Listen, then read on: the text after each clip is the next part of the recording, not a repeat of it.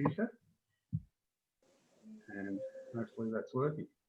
Okay, it's now my pleasure to introduce our guest speaker, who is a very old friend of Judy and mine, Ian Bram, and Ian and I have known each other for close on to the 50 years we've been married, but not quite. And Ian here is in the capacity of a youth justice worker. And I won't go any further and give away any of his talk because he's capable of doing that himself. So everyone, can you please welcome Ian Bram?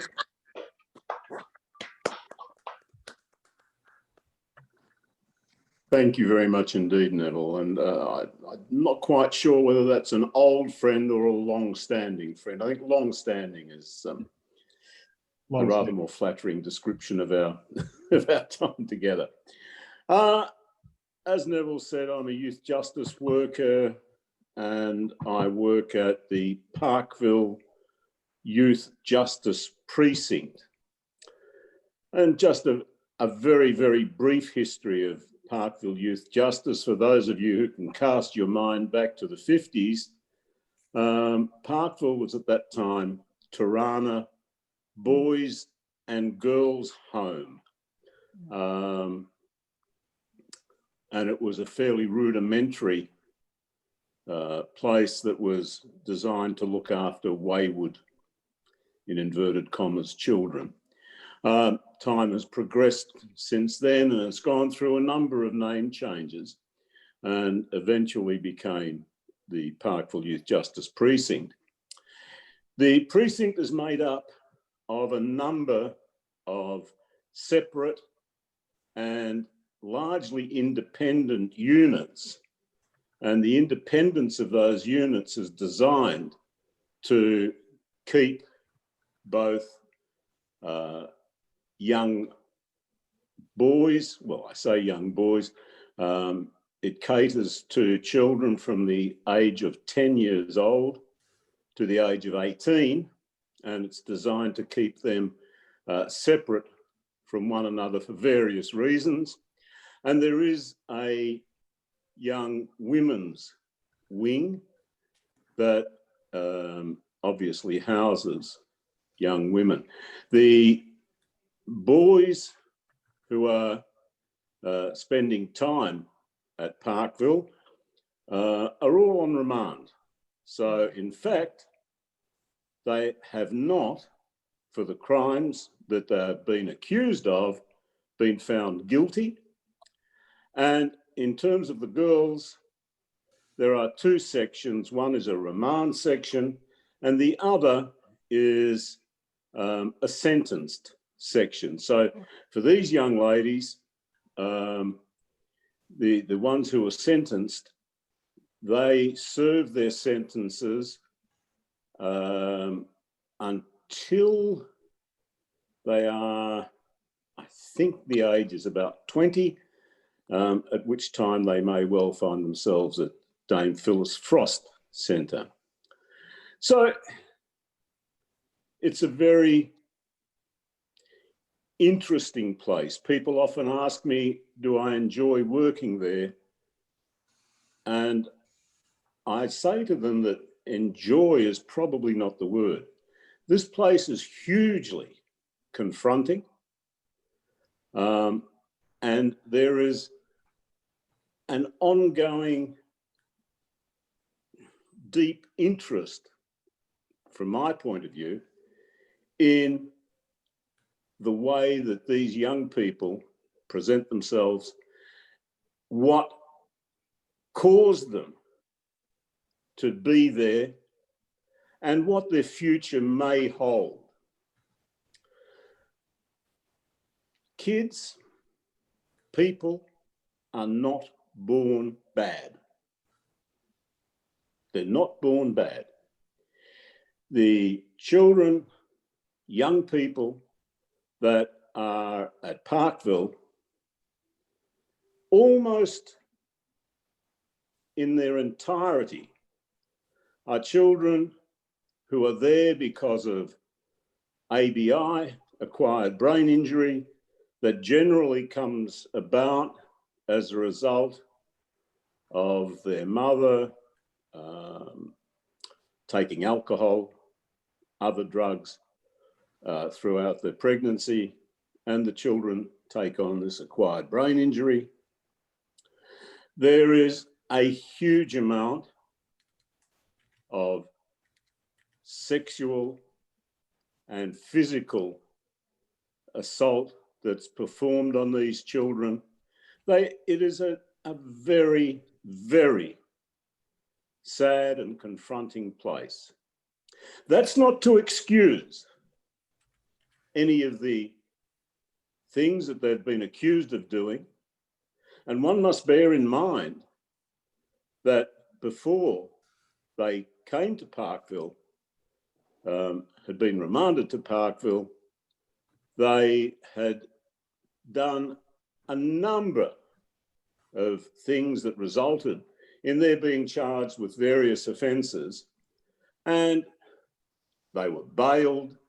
They may have been bailed on conditions. They broke that bail. They came back before the court, and the court said, oh, well, we'll give you a probation or whatever it may be. And eventually, they've turned up at Parkville, where they are held on remand. Once they've been found guilty of any of these crimes, they're moved on to Malmesbury, which is a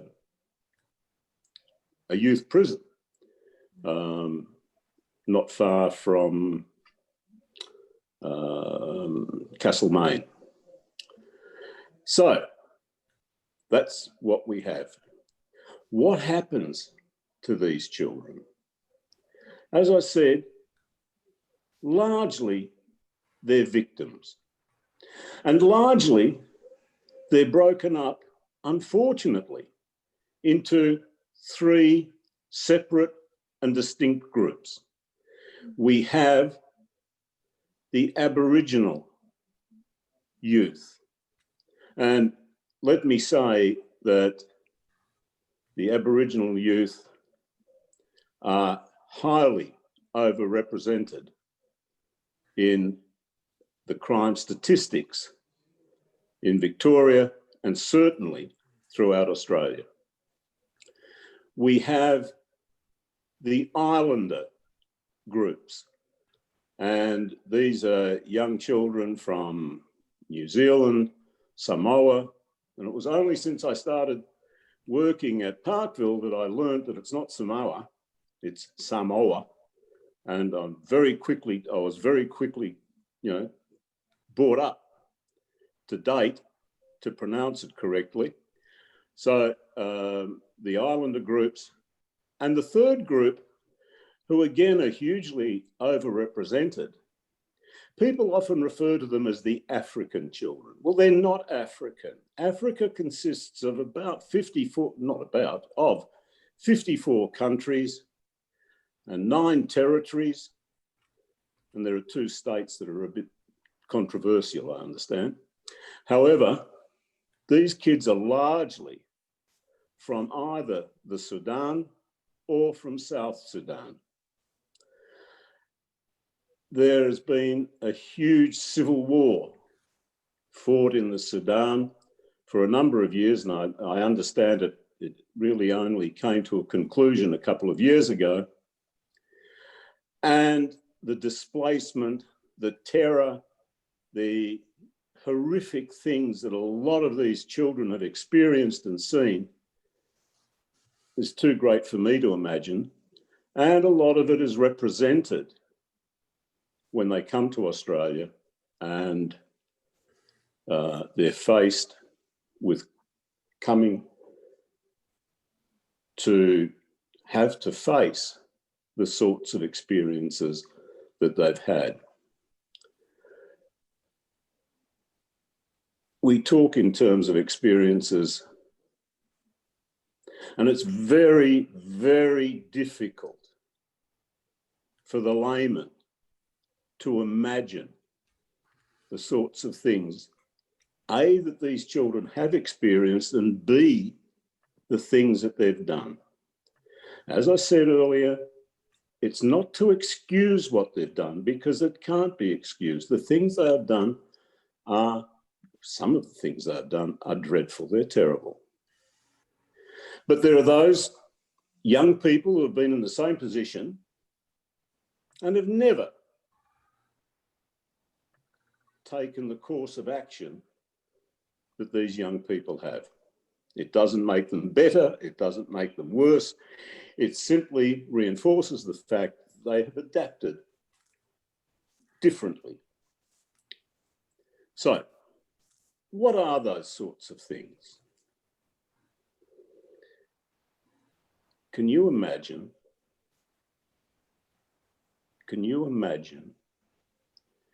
talking to a young man over a period of time? This is a 15-year-old boy, and him coming up to you and saying, "Can I talk to you for a couple of minutes?" And I said, "Sure." I never, ever sit behind a desk to talk to young people, because if we know anything about body language, that desk is a barrier, and it's not conducive to an open and frank discussion. I said, "Sure." And we walked outside. On this particular unit, we had a secure basketball court. And when we talk about secure, I'm talking about a basketball court that has stronger than chicken wire, a very strong wire fence that's about probably 10 foot high, and it's topped by razor wire. So that's the sort of thing that is required. And we commenced walking around this basketball court. And this young person said, "I watched my mother kill herself."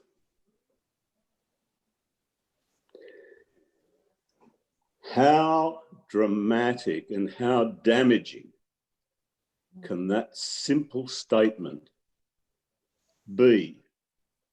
Dramatic to myself and damaging for that young person. And he went on to describe watching his mother suicide. And he broke down, and the tears, the emotion was so raw. And he went on to explain that this is the first time he had opened up about what had happened to him. Gets back a little bit to the question, do I enjoy my work? No, I don't enjoy it, but I get those moments, those incredible moments when a young person can open up, and when a young person can start to explain the whys and wherefores of his finding himself in the position that he does. There are numerous stories, and I'm not going to impart all of them, but I need to impart some to give you some idea of quite how damaged these children are. We have a brother and sister. The sister is the nicest girl. She's just a wonderful child. But she's done some horrid things. Her brother, I worked with for a number of months while he was on remand. And we had a fairly good relationship, a very good relationship, as far as those sorts of relationships can go. And it came about 2 weeks ago that I found out that the mother was going back to New Zealand with this young girl's baby brother. And the reason that she was going back to New Zealand was because this girl's father was having a relationship with this girl's best friend. Wow, jeez. These are the sorts of things that we're confronted with, more or less, on a daily basis. They're hugely confronting. In lots of ways, they're disturbing. And yet, with the support that surrounds these children, and they are children, by and large, they're kids. The support that surrounds these children is such that we have real hope that a number of them will turn themselves around and become meaningful members of society. The Sudanese boys, if you get them one-on-one and talk with them, and over a period of time, they gain your confidence, and you see the bravado and the machismo of these kids start to fall away, and they become again young boys. And the sorts of stories they tell you, those who have memories of the Sudan, and largely from Sudan they went to Egypt, where they spent some time before coming to Australia. Those who have memories of those times, they tell you some horrible things, horrid. And it's in relating those horrid things that you get some understanding of what's brought them to the place that they're in. And as I said, understanding is a totally different thing from accepting. It doesn't make what they've done in terms of crime any more acceptable than it was without knowing, but it gives you a reason. It grounds you in why some of these kids have done the sorts of things that they've done. It's interesting to look at the overall picture and the horizons that these various young people present. By and large, I call them Australian. I'm not quite sure whether that's a very fair term, but the non-Islander, non-Sudanese boys, non-Indigenous, the sorts of crimes that these Australian boys are accused of at this point in time, bear in mind, they haven't been found guilty. They're singular crimes. They're pretty horrible in lots of circumstances. And some of these kids are going before the courts with 70, 80, 90 charges in front of them. It's hard to comprehend. And unless you're there on a daily basis, it's very hard to believe, but that's what happens to a lot of these kids. The Aboriginal boys,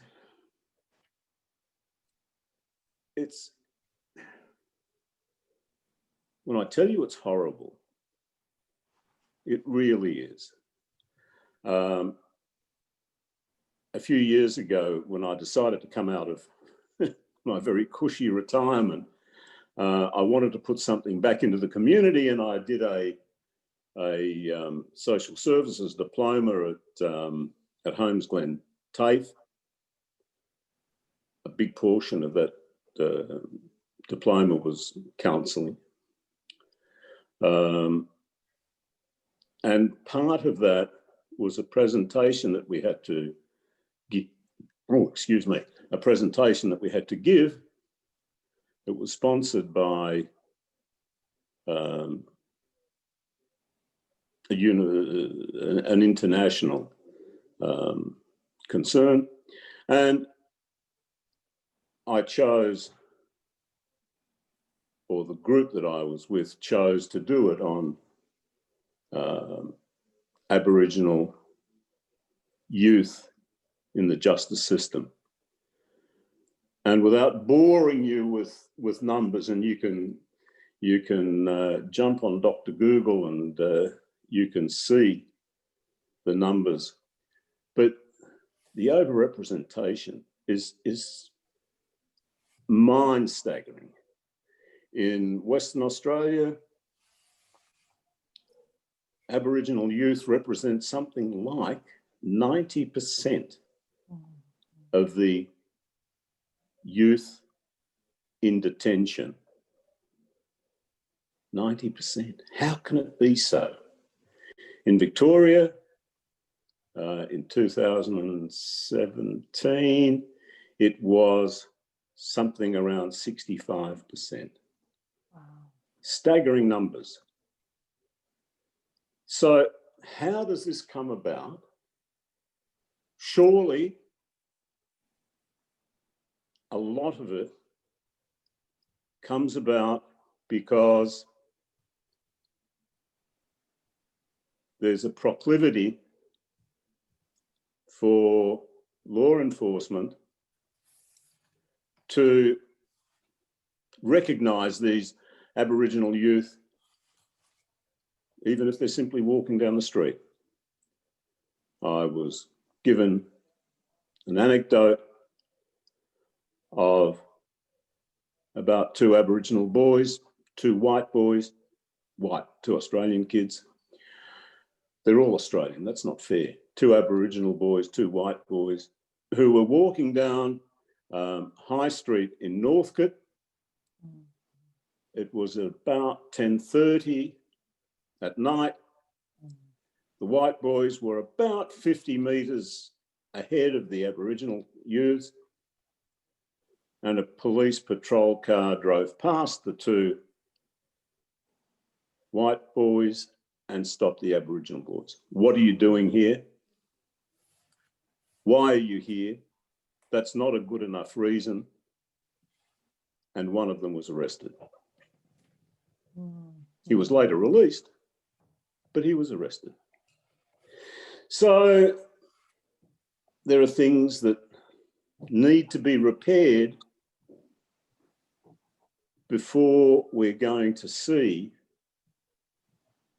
a viable change in attitude. But we also have the situation where these Aboriginal children in particular have come across some, I beg your pardon, not come across, have experienced some horrible, horrible things.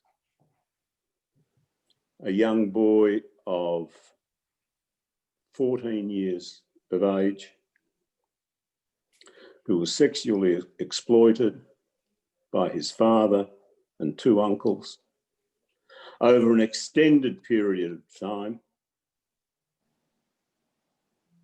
And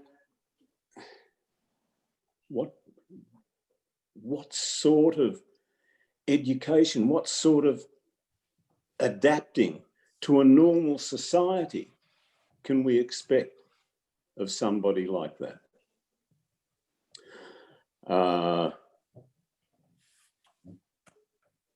It's very difficult, and as I said, it's hugely confronting. But by the same token, that young person, after we spent a lot of time talking, while he never really opened up,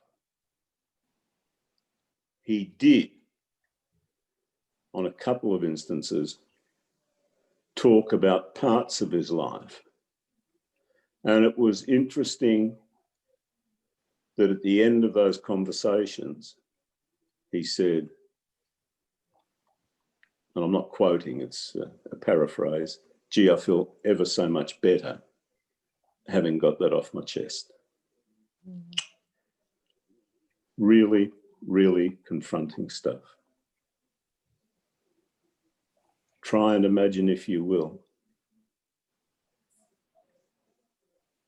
a young person, 14 years old at the time, murdering his mother and raping the corpse. Oh. That is something that I can't even begin to explain in its sadness. The young person in question is a delightful young man to talk to. He is hugely, obviously, hugely damaged. Will we ever be able to repair him? I don't know. And it really doesn't matter. You have to accept the person for what he is and do your best to give that young person some sort of grounding in the real world. He may well never experience something other than a custodial type existence. I don't know. It doesn't matter. You have to work with them and try and give them some grounding in humanity. And these sorts of things, I could go on forever. But then there's the other side of the coin. And quite recently, a 16-year-old boy who's been charged with goodness knows what. It starts off with kidnap and goes on and on and on. And he has a burning desire to study Constantine, the Roman emperor, and to quite understand what he was all about. And he sits and he reads and he studies and he does these things. And I look at him and I think to myself, here is a young fellow who has done some pretty bad stuff, but he's going to be okay. I have a young Sudanese boy who had a history of crime. You know, it went on and on. And something happened to that young Sudanese boy when he was 18 years old and in the Parkville Youth Justice Precinct. Something clicked and he became absolutely focused on improving himself. And he went to, there's a thing called Parkville College. Sorry, it's not a thing, a school, Parkville College, which is a registered school. And the teachers are amazing people who come into the precinct on a daily basis and provide education to these kids, more particularly to those who are motivated enough to get it. And we try very hard to encourage the others to join in that education that's offered. However, this young person attended Parkville College and worked diligently.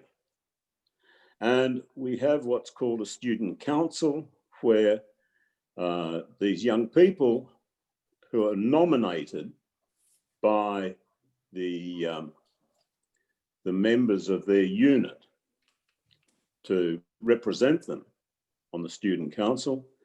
This young fellow was elected to the student council, and his voice was an amazing voice of reason, because for whatever reason it was, he suddenly wanted to become something better.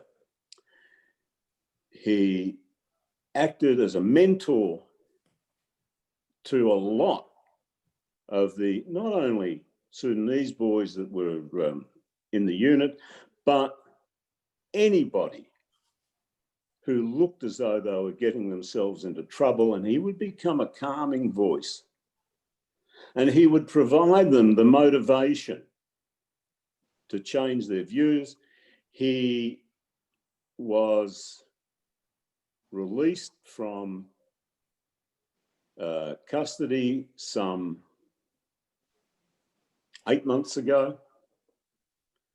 And the only reports that I've had, and we have no contact, no direct contact with these young people once they've left the precinct, as it should be. But a lot of the young people who know him, unfortunately, find themselves in the precinct, and they tell us of quite what he's doing. And it's a remarkable story. He has turned himself around completely. So it's not just a black background and these kids are never going to make anything of themselves. They certainly do. And as I said, with the help that surrounds them by way of the frontline workers, the youth justice workers, the Ians of the place, through to their support that's offered them, the directions of the courts. And the courts' main aim is to give these young people an opportunity, and they're given opportunity after opportunity. Branching off, recidivism is a terrible thing with these kids. A young person who was released from custody by the courts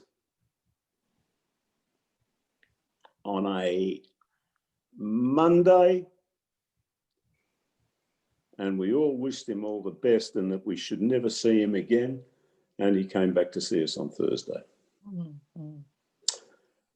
Really, really distressing. But that's what you have. It doesn't make him any worse, but it gives you an opportunity to try and reverse that which you have.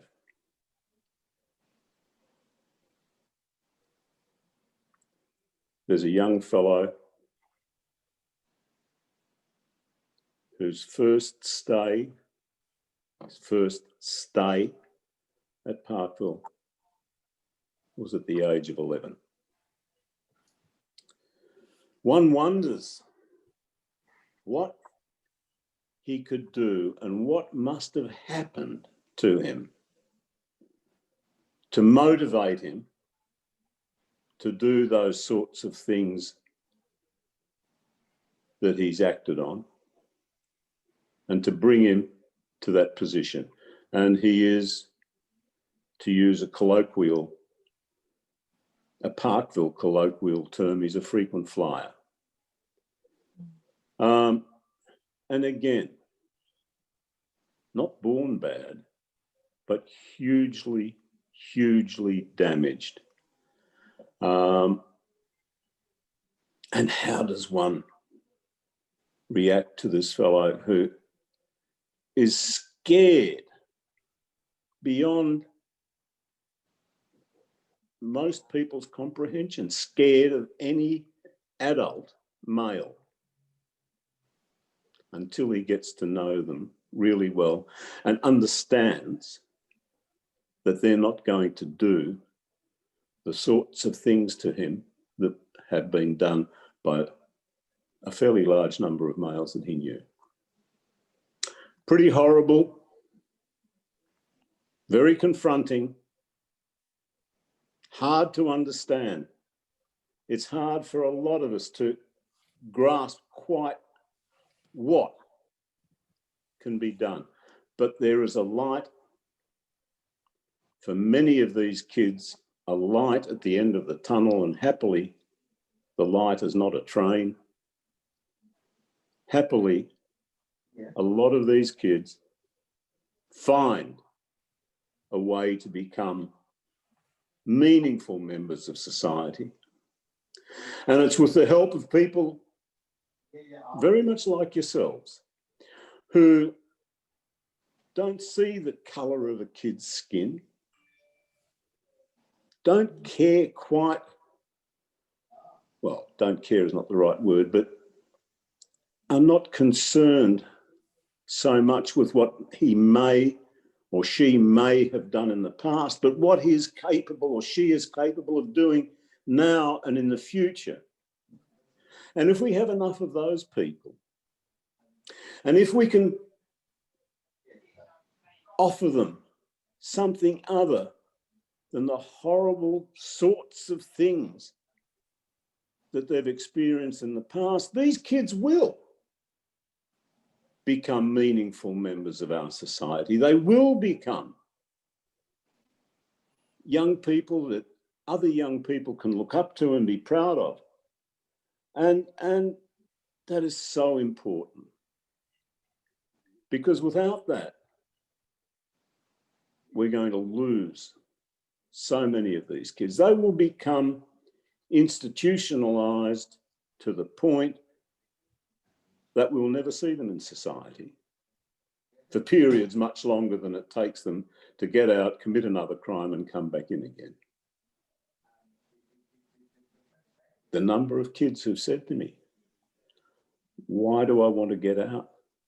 When I'm here, I have a bed, got 3 meals a day, I'm clothed, I'm warm. Pretty sad state of affairs when a young person uses that as an excuse, not an excuse, a reason to find comfort. That's enough. I think I may have got the story across. I hope I have. It's not a story of despair. It's not a story that has a singular sad ending, because there are many of those happy endings. And I thank you for your time in listening. Thank you. Thank you. Well, we'll have open up for question time, but firstly, I just want to thank you, Ian. That was very insightful, and it was really,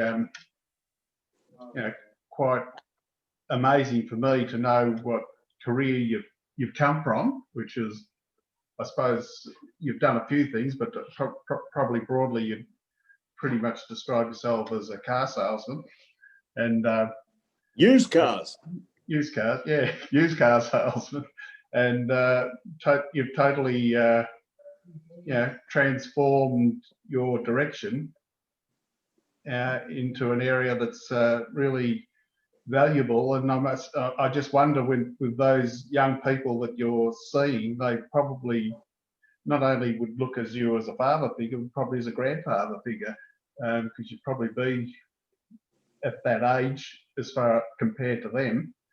And it's probably a fairly unique sort of support that you're giving them that they wouldn't get otherwise. I wouldn't imagine you refer to the Ians of the place. There's probably you're the Ian there. I can't imagine there's a whole lot of other justice workers with your level of maturity.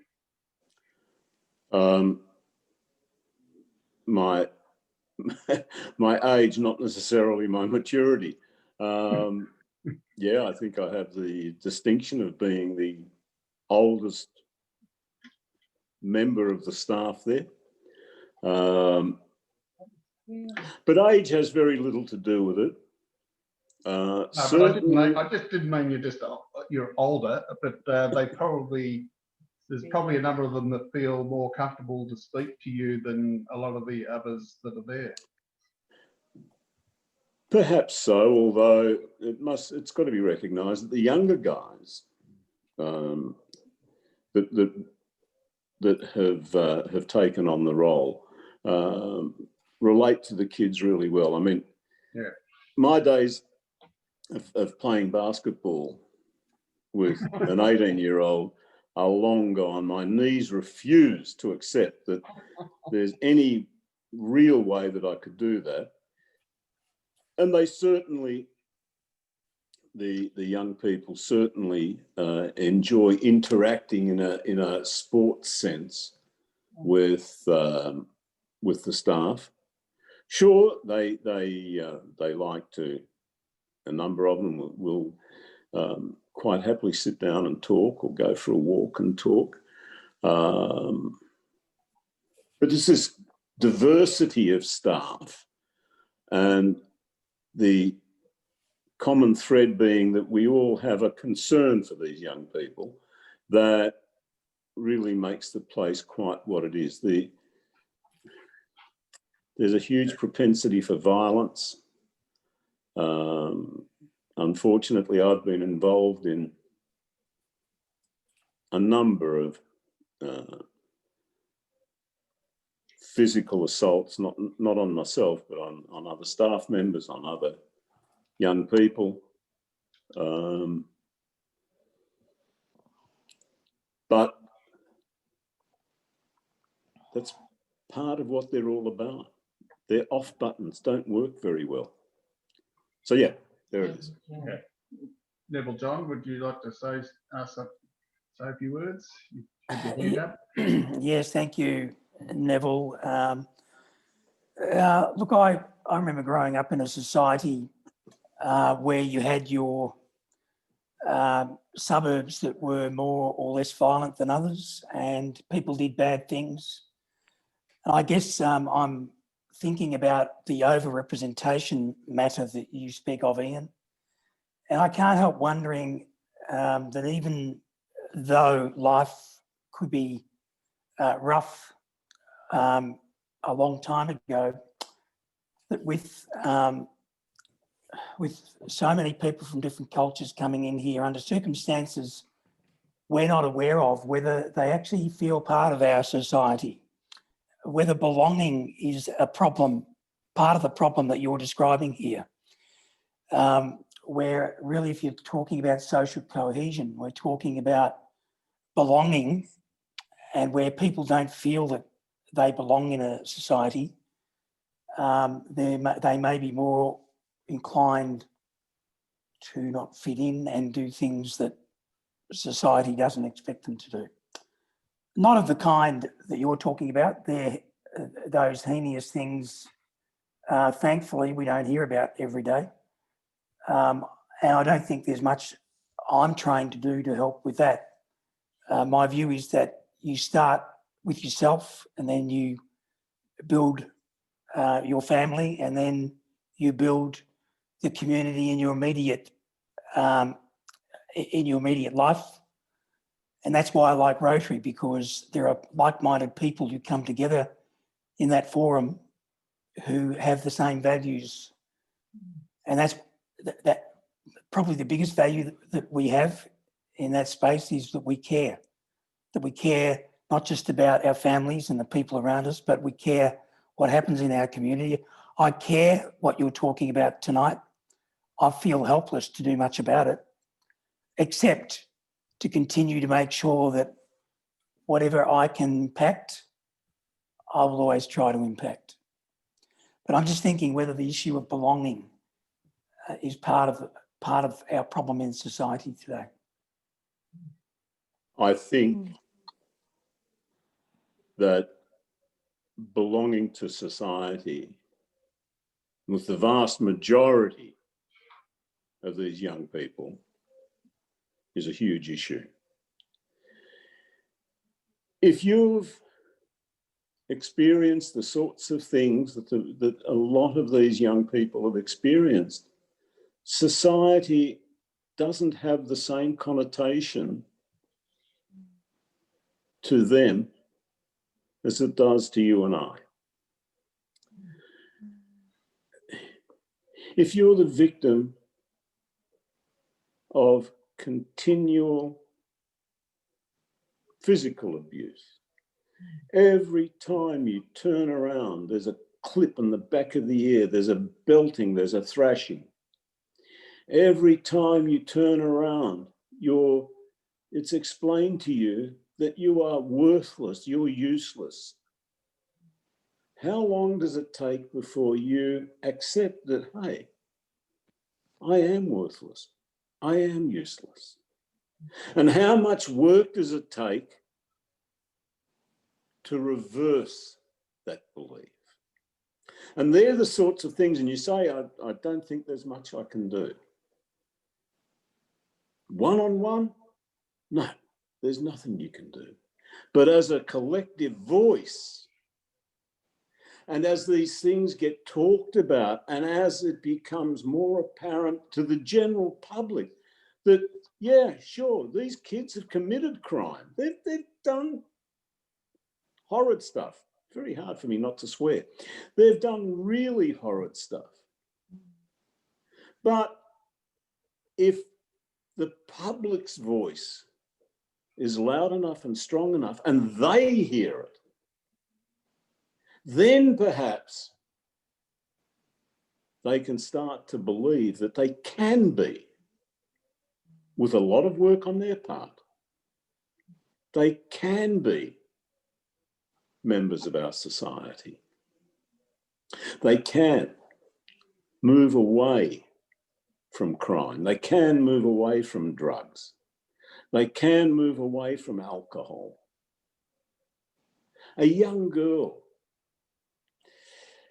I think she was 17, maybe a bit younger, in a stolen car, travelling at huge speeds, crashes. The young girl suffers brain injury, is now absolutely drug dependent, finds herself, not for the first time, in Parkville. And because of COVID, we are now one of our, the wing that I work in, which is with the younger people, ages 10 to 15, young boys, but we have two wings, and that second wing has been isolated so that we can work with the young females who are isolating in their first 14 days after being remanded to custody.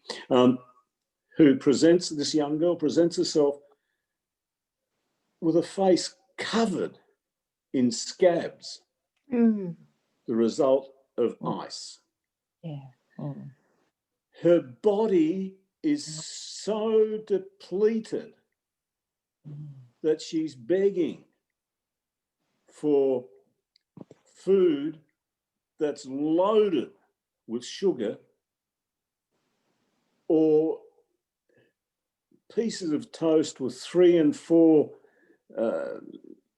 we have these little packets, 3 and 4 packets of Vegemite, because her body is craving salt. Wow. What's going to become of that girl? Who knows? It's not a hopeful story. But that's the sort of thing we have. And with your collective voices behind it, saying, hey, they're not hopelessly bad. In lots and lots of cases, there really are some good people to come out of this, then we'll get more and more of a positive result.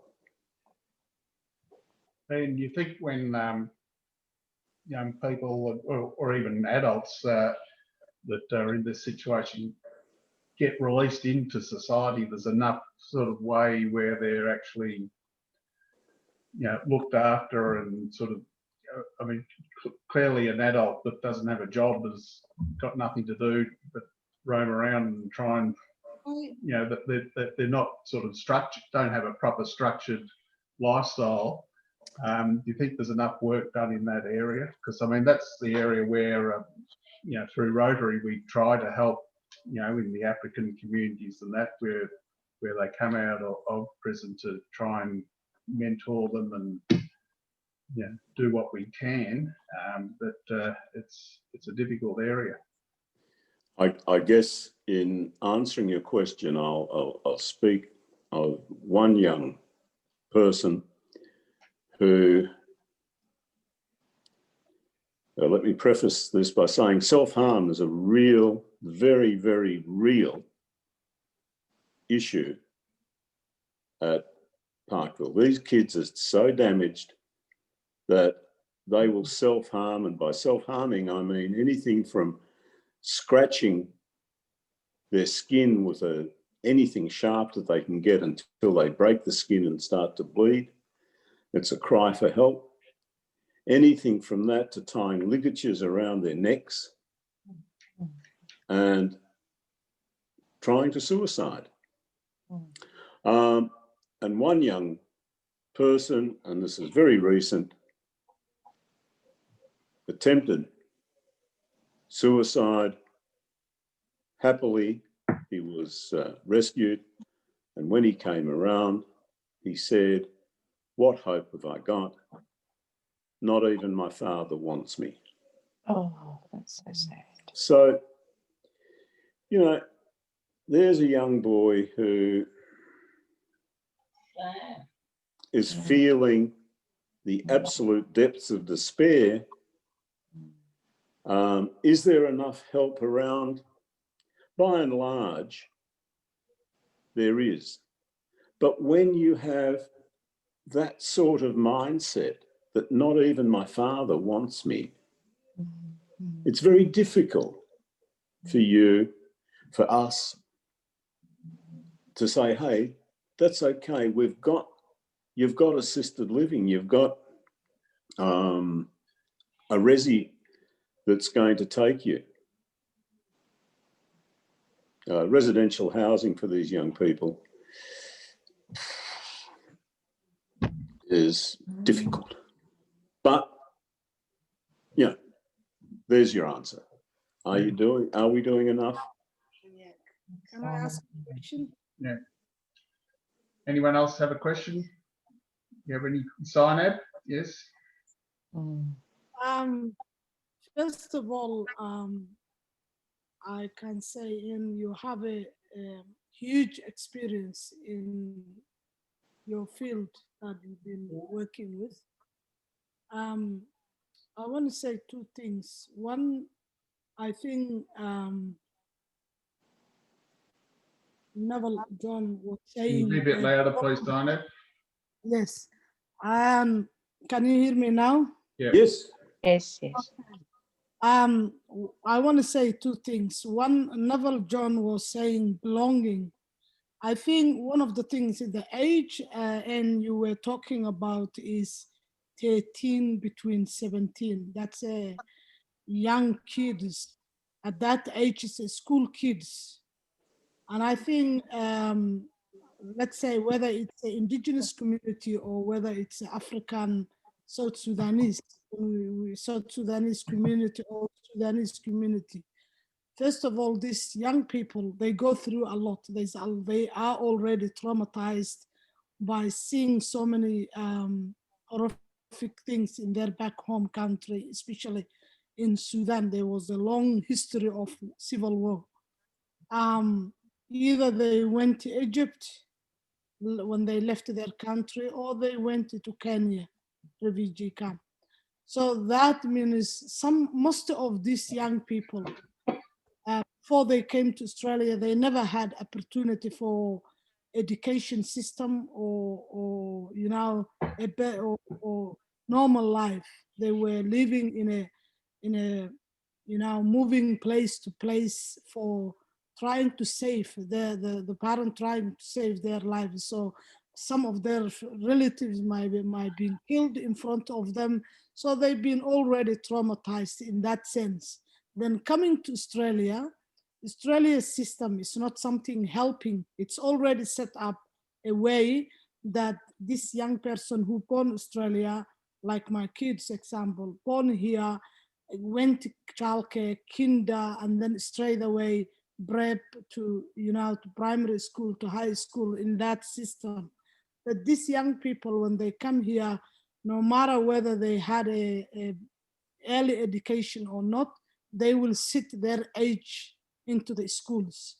And if they don't have a parent who are well educated, who can support them or can provide the support they need in education, especially in high schools, you start dropping the school. And as soon you left the school, by the age of 13, 14, or 9, 8, 10 years, the gray years of school, then where you ending up? You're ending up on the streets. And if you don't have a family unit, especially there is a lot of other underlines in terms of family violence with the families also. If there is a two parents together, came here with raising kids straight away because of this new culture, gives them that breakdown family. And kids, especially boys, if there is no father figure there at home, two parents healthy relationship, then there is another dilemma. So that creates a lot of issues. And in Australia, reality, whether it's a indigenous community or in African community, or South Sudanese community example, or other Africans, this one thing that all affects is in terms of if you don't have employment, there's a high rate of unemployment. So if you don't have employment, then you become it's easy to become a homeless. And if you are homeless, it's easy to become get some kind of form of mental health. So, and it's easy to use drugs or alcohol. So, and stealing and doing bad actions, all that, making that actions, you're part of a group who are doing already, whether they're older than you, and it's easy for you to become someone that other people, other gangs to use to work for them, in order to get that. So that's why these young kids ending up in prison, because, and when they come up, of course, they will say, if they come out, they don't have a place to stay. So they prefer to stay in the prison because they have three meal, 3 days, the whole day, breakfast, lunch. They have where to stay, warm room that they can sleep and shower and exercise and all that. So they prefer, instead of outside, to stay inside. But reality and acceptance in the society, mainstream communities, community especially in Victoria, or whether it's in general Australia, there is a racism actually. And that creates another problem in the community. So unless we have if we ask ourselves, is there these young people, are they belong? Do we accept it? Is there acceptance?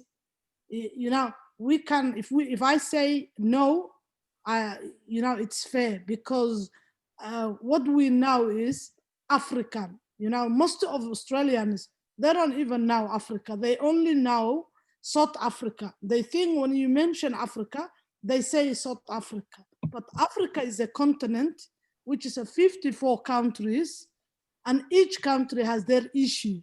There is some countries who go through civil war, and there is some countries who never had any civil war. And majority, the people who come to Australia, there is a two category. One, they come here as a visa migrant, visa skills migrant. So they came here for their education skills, and their countries, they never go through any civil war. And others, they come here as a refugee because their countries, there is a civil war, and they left their country, went to another country, and then get settlement to Australia. So I'm a social worker, and I've been working on the ground so many years. Last 15 years, I've been working in the community. And one of the things that I know is I have seen a lot of, in terms of employment side, I remember there's so many young people that I try to assist them their resumes. And one of the things I remember, some of them, they said, can you change my name? His name is Mohammed, and he asked me, can you change my name to Mike, you know, Michael, or you know, change, just taking another names. And straight away they got a call, and when they attended the interview, they've been rejected because they were not expecting that person. So, you know, there's a lot of assumptions, there's a lot of racism in the workplace.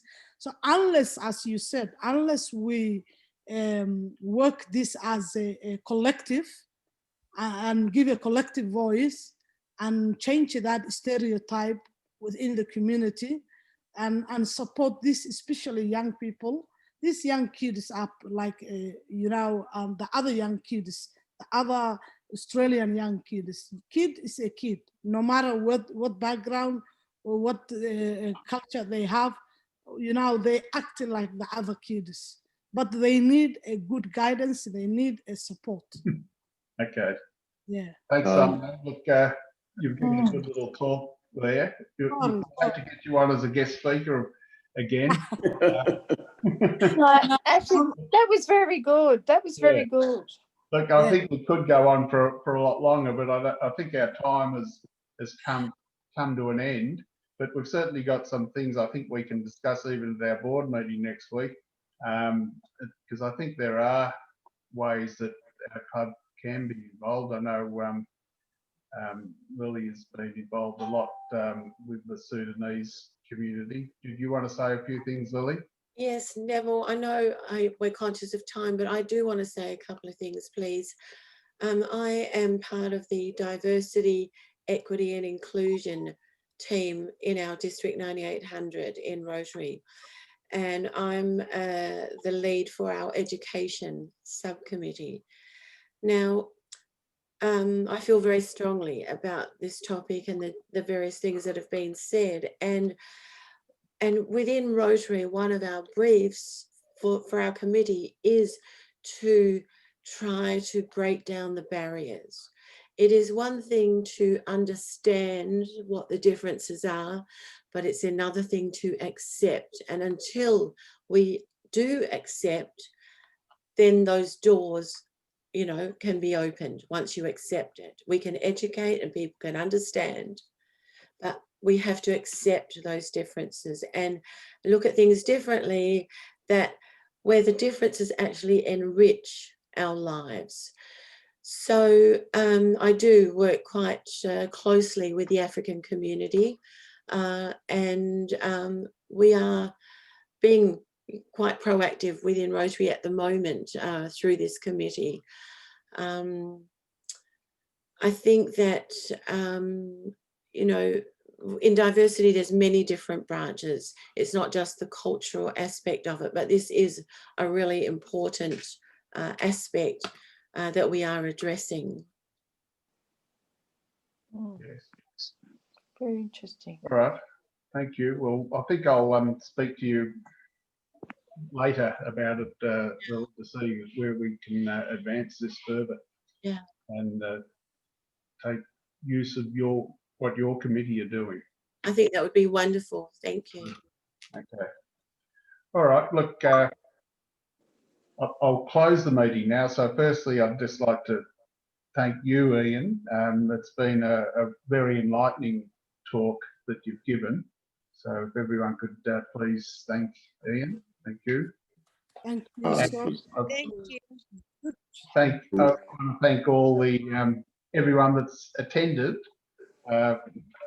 Great to have you there, and Lorna, it was good to see you back at one of our meetings again, and reminded us of all of the great talk you gave us about North Melbourne, and it's certainly going to change again in the next few months with all the changes that are going to go on in Errol Street.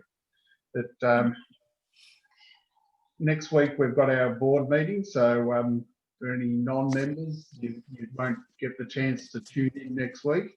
But the following week, which is the meeting before the American election, we've got Steve Marantelli talking about how the US Electoral College works. So you may be interested in that. So have a good week and be safe, and we'll catch all our members at the board meeting next week, and everyone else, we'll see you at a different time. Thank you, Neville. All right. Thank you. Cheers. Bye. Thanks very much, Neville. Thank you. Bye-bye. Cheers, Bye-bye. Judy.